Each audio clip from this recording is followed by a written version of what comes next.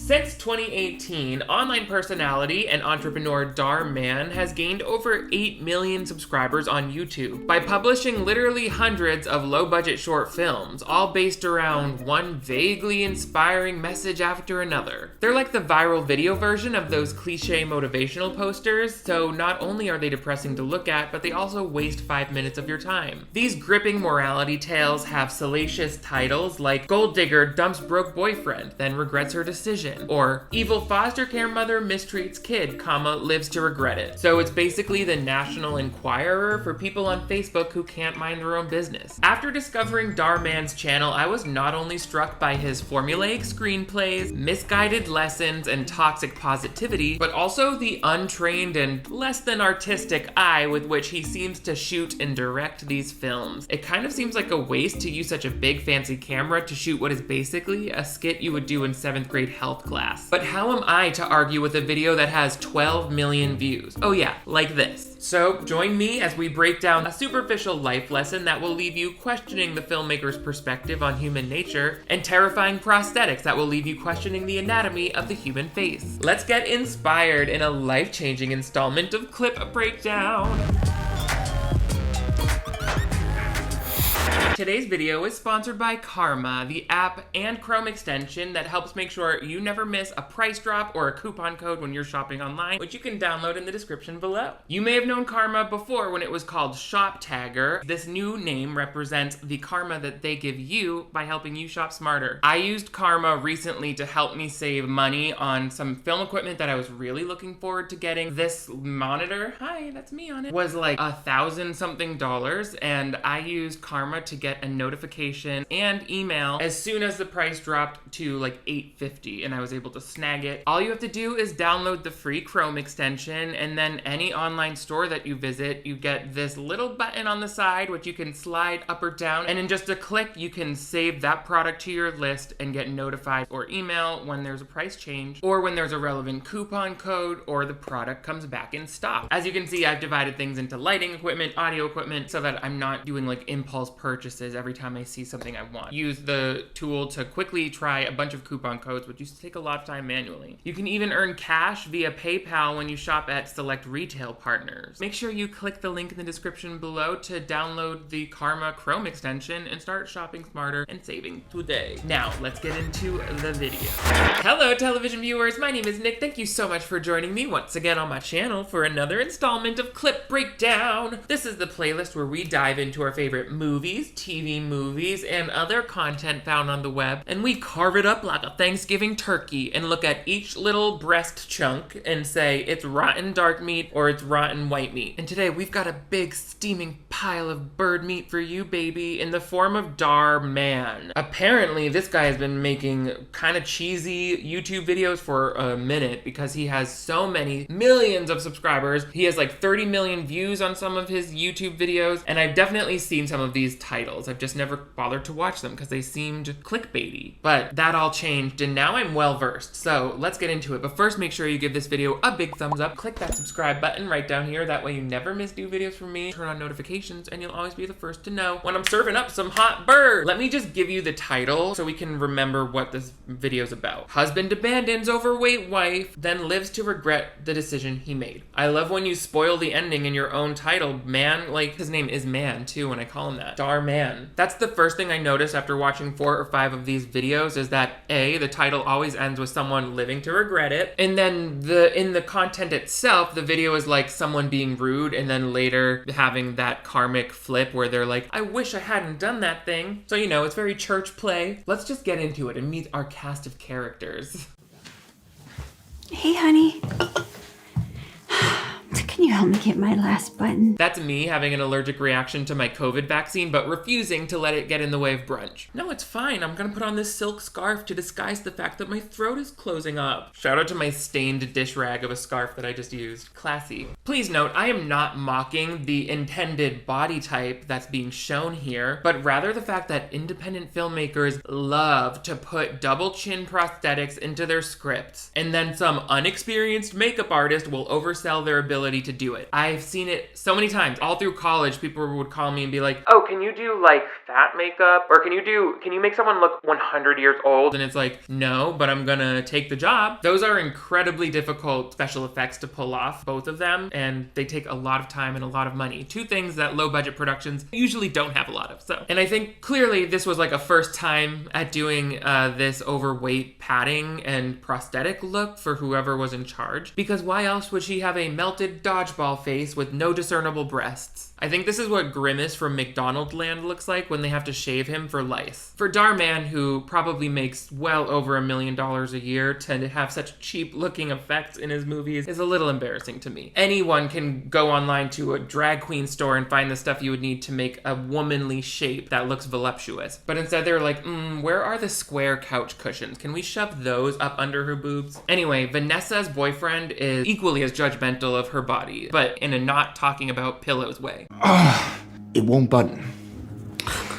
This blouse is too small. Or you're just too big. Oh, we're talking about the theory of relativity now. Didn't expect that from the guy who plays Archie in the gay porno version of Riverdale. Also, what is up with this relationship abuse being sponsored by Full Sugar Red Bull, the official drink of guys who are mean to their wives? I think she needs some of that Red Bull so she can grow some wings and turn into a bird and fly far, far away from here. Because based on this guy's angry dad voice, I can tell this is not going to be a loving, supportive relationship featured in the story. Also, this actress has such beautiful eyes. One is brown and one is glue. One is glue. It's already tough when you see, a well-known actor kind of have their performance stifled by prosthetics. A lot of the times, those Oscar baity things where they make you look old or larger than you are in real life, to me, I just lose a lot of the expression that you get from seeing a natural face on camera. So I think it's kind of even more annoying when it's like an unknown actress who I would like to see and understand what her face is doing, but I'm too distracted by the full-on blown-out tire that you've cemented onto her chin. It doesn't look right. Like, they have her hair covering it because it's lumpier on one side than the other. Like, it's a whole mess. And my whole thing is, like, if you're trying to make this whole movie about size discrimination and how people who are overweight get treated, wouldn't you want to put some time and effort into showing that body type in a way that looks realistic and not like something that's gonna maybe unintentionally cause laughter or further criticism? And I'll get into more about how we can fix the script later, but there are definite ways where the filmmaker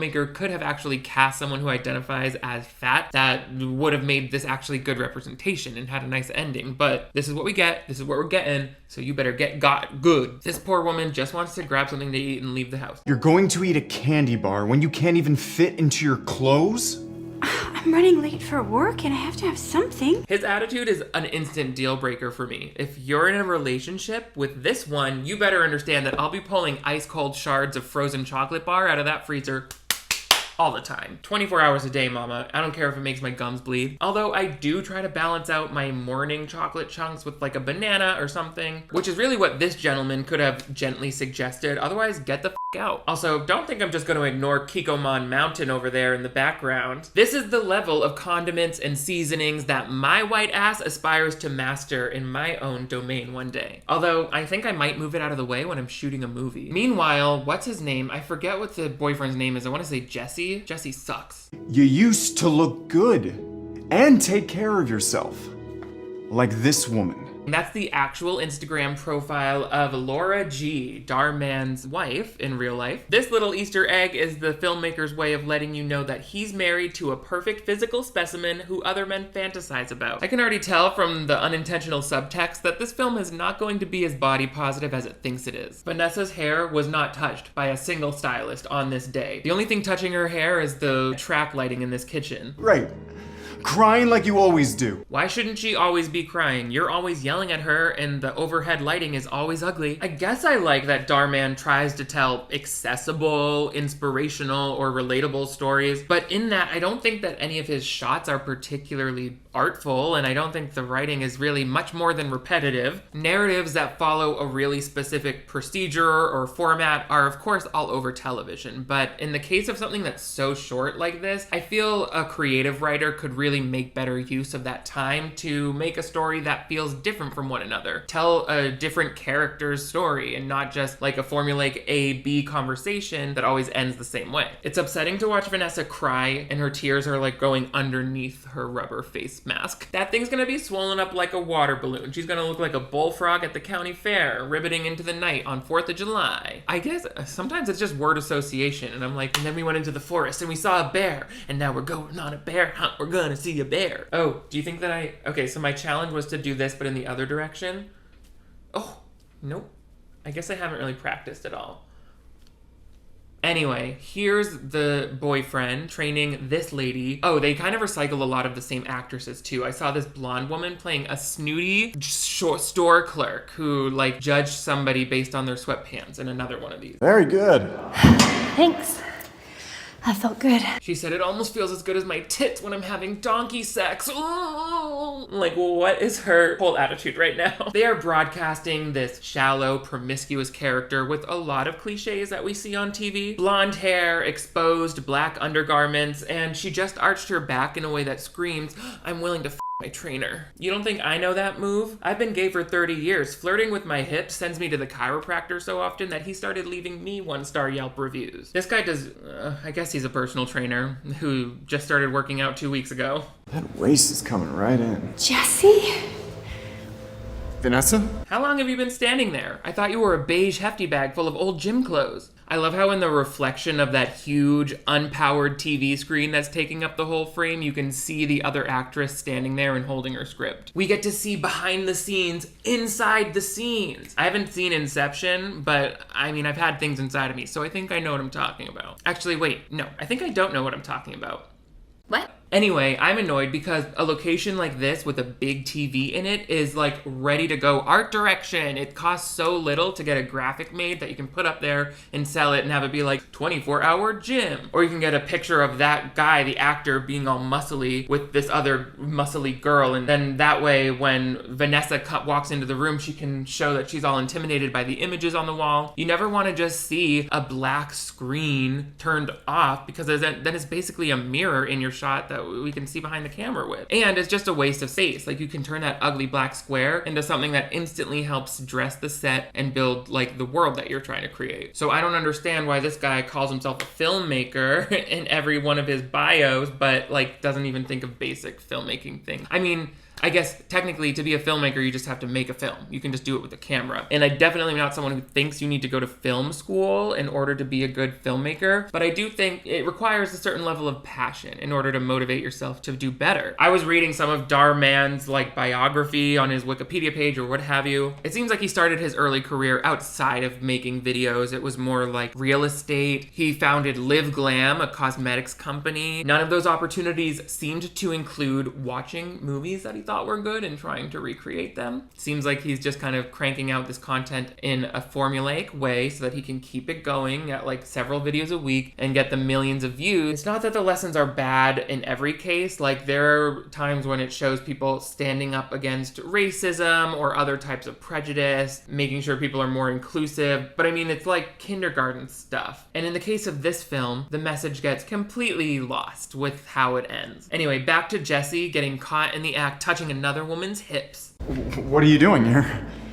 I came to work out and surprise you. That guy's gonna be like, well, you know I hate surprises, so you're right, this is your fault. Also, infidelity is one thing, but I will not stand for this fluorescent overhead lighting. It really seems like Dhar Mann just walks into these rooms, these locations, and starts shooting. He obviously invested in a camera with a high enough like sensor that they could shoot in pretty much low lighting indoor locations. So when you just turn on the house lights, meaning whatever lights are in there, you're like, okay, it's bright enough. But that's not really good looking. It instantly leaves you these sick looking shadows under the eyes. I would say that the background looks a lot darker than the foreground. Maybe he's setting up one key light in the front, but I don't get a lot of separation from the background at all. And look at the background. It looks like the workout room in his apartment. I think it really helps if you motivate the light in some way. Like for instance, if he had that TV screen on and it had a pink image on it, she could have this pink fluorescent backlight, and then maybe there's some low music rumbling, so it's like this hip loud loud place that feels like a nightclub. And then she could have light motivated from the other side of the camera where it looks like another TV screen is illuminating her. Or if they just wanted to put a huge silk on that side and make it look like there's a big open window, at least is anything other than just like the normal real life overhead lights that we have in every room, unless that's intentionally the drab kind of corporate office look you're going for. But I don't think it was intentional here. She's just a client. That's not what you were saying last night when we were in bed together. You said, don't worry about my wife on the other side of the bed. She can't hear us over the CPAP machine. Meanwhile, Vanessa's face over here is lifting up at the edges like a 3-week-old gel manicure. We saw this with Shane Dawson's makeup as well. You can always start to see 2 little air pockets start to form under these parts of the mouth, because that's where they're the most mobile. You know, you anchor the glue right here and then you glue the edge all right here, but once the lips start moving, that's gonna lift and start to pull away. The first thing you gotta start doing when you're trying to keep tabs on a prosthetic is getting in with a Q-tip and adding more prosthetic glue and just trying to hold it back on, because that sweat is gonna be, you're gonna be fighting with that sweat all day. But again, with the face shape of this makeup itself, they said she doesn't need cheekbones or even blush. We want her face to look like it's experiencing the gravitational pull of Jupiter. I took a look at some other fake female prosthetics that were trying to mimic this look, and that was the first thing I noticed, is that they all gave you a lot more volume on the cheek, because cisgender females often have higher naturally cheekbones. Here, it's all just down here, so her face just goes flat. There's no like shape to it there, and it's just causing her face to look really dragged down and her eyes to look even more hollow. They could have, like we said, even just painted a little bit of blush on these to kind of give the effect of a higher cheekbone, and then, you know, the hair does what it's doing. So the painting is always another area where it's like, you gotta practice painting these prosthetics if it looks too orange. You can also see it in this clip peeling away from this part of the face, which is also really mobile. I'm sorry, but I need a partner that looks good, not someone that just let herself go. I don't want to be with you anymore. Yeah, I think I got the message on that part, Dexter's Lab. Sweetie, you could have walked away from this conversation several beats ago. He has his erection pressed against the assistant manager of an anthropology.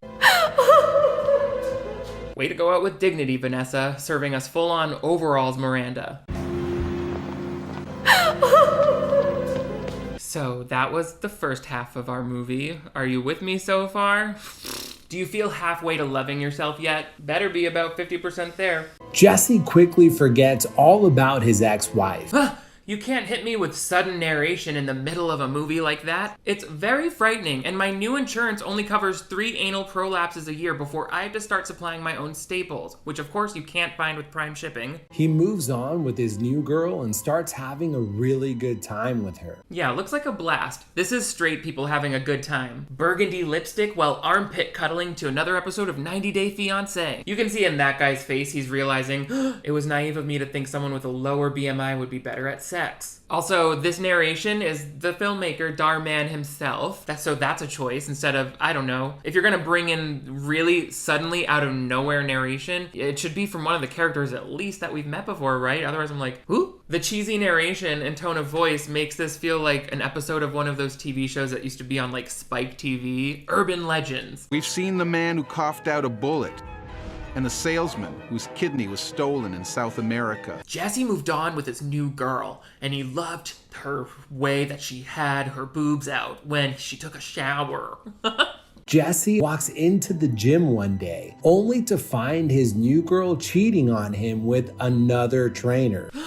So the real enemy is other women. Thank you so much for telling me. I was about to start looking inward. You can't basically voice over your way through the entire hero's journey. Again, you're just giving me a beginning and an end. I want to see the best part of this, which is what you're telling me right now. She throws away all the junk food and candy bars that are inside the house. Vanessa also starts exercising and pushing herself to get back in shape. Does anyone feel like for the close-up, we should, I don't know, go in and peel some of that moist hair away from her painted latex face? The plot would imply that this is supposed to be the most inspiring part of the movie, where she's putting in the work to improve her life. So she should be like determined and getting her groove back and finding herself. But these shots make it look like she's at a dystopian work camp for people who didn't get in on Bitcoin early enough. Well, joke's on you crypto nerds, because I would rather die than understand how that stuff works. Oh my god, this voiceover, it literally is the whole second half of it. What? It came out of nowhere. That really grinds my gears. here. And now Jesse's depressed and all alone, so he starts to binge eat and gain a lot of weight. Conveniently off of all of the same prop foods that his ex-wife threw away in the previous scene. It was also resourceful of them to dress the set with the Papa John's box from their non-union 30-minute lunch break. And then they used that little cup of garlic butter dipping sauce to glue on this guy's face makeup.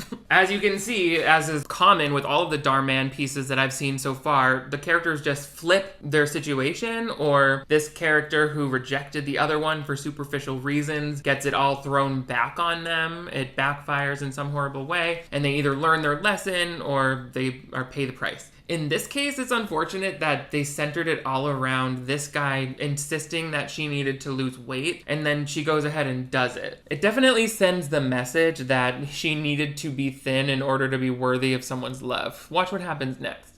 Vanessa? Oh my God. You look amazing.